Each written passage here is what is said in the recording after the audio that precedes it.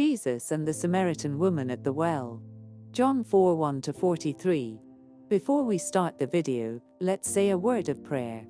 Lord, I offer you all that I am and all that I have. I want to live for you, not for myself. I will keep my focus on you and start each day in conversation with you. You will always be my top priority. In Jesus' name, amen. Jesus and the Samaritan woman at the well. John 4:1-43. Between Judea and Galilee was a little country called Samaria. This country used to belong to the kingdom of Israel, but when the Israelites were carried away as captives by the king of Assyria, strangers from other lands came into that country and made their homes. These strangers learned about the God of the Israelites, but they never worshipped God at the temple in Jerusalem. Instead, they built a temple in their country and worshipped there. They became bitter enemies of the Jews, and at the time of Jesus they were still despised by the Jews. In going to or returning from Jerusalem, the Jews of Galilee usually would not take the shorter road through Samaria but would travel the long road, which led first to and across the Jordan River, then along the border of the land where the people lived whom they despised. Although Jesus was a Jew, he did not share the bitter feeling of the Jews toward the people of Samaria, who were called Samaritans. He knew they were just as precious in the eyes of God as were any other people, and he longed to teach them about their country on his journey back to his home in Nazareth. Because Jesus wished to take the shorter road through Samaria, his disciples were willing to go that way too, in order to be with him. So they journeyed together as far as a little city called Sychar. Near the city was a wayside well, which had been dug hundreds of years before, probably by Jacob, the grandson of Abraham. And in honor of him it was still called Jacob's well. When they reached this well, Jesus was tired, and sat down by it to rest from his long walk. His disciples went on to the city to buy food, leaving him there alone.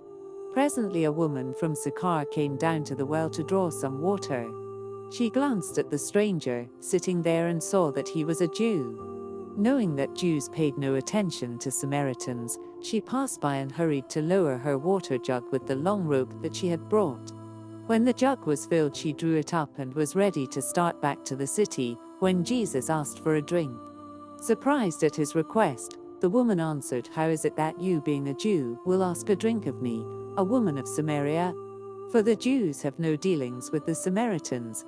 Jesus replied, "If you knew who it is who asks a drink from your jug of sparkling water, you would ask of him, and he would give you living water to drink." These words aroused the interest of the woman at once. Who could this stranger be? She wondered. She knew he was not like other Jews, for they would rather suffer from thirst than ask a favor of a Samaritan. So she said, "Sir, this well is deep and you have no rope to draw out the water. How then could you give me living water to drink? Are you greater than Jacob, who gave us this well, and drank of it himself and his cattle? Whoever drinks of this water in Jacob's well becomes thirsty and returns again and again for more," answered Jesus, "but the living water which I give does not come from such a well. It bubbles up like a continual spring within one, and that one never grows thirsty again." Now the woman was an eager listener.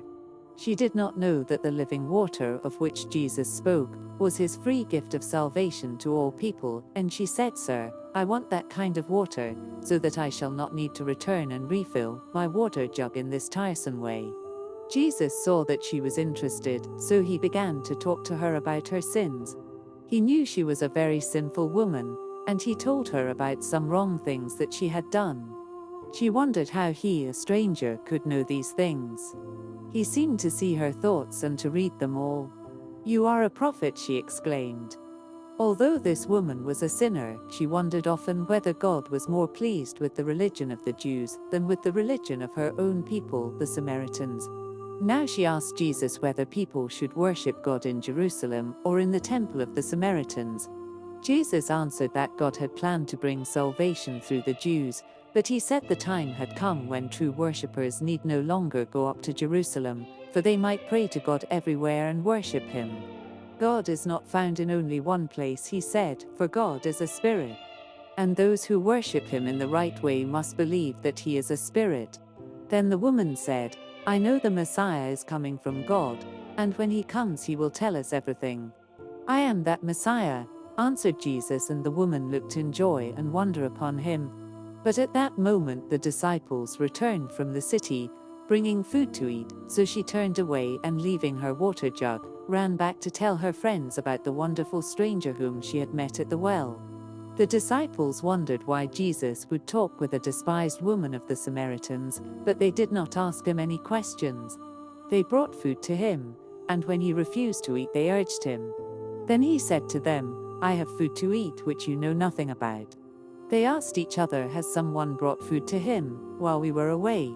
But Jesus knew their questionings, so he said, "My meat is to do the will of my Father, who has sent me into the world." When the woman reached the city, she went into the streets and told the people about Jesus, the stranger who had understood all about her life. "He told me all the things that I ever did. Is not he the Messiah?" she asked. And the people decided to see this man for themselves, so they went with her to Jacob's well. Jesus talked with the Samaritans about the things of God, and they invited him to stay in their city and teach them more of these wonderful truths. He spent 2 days in Sychar, teaching the people.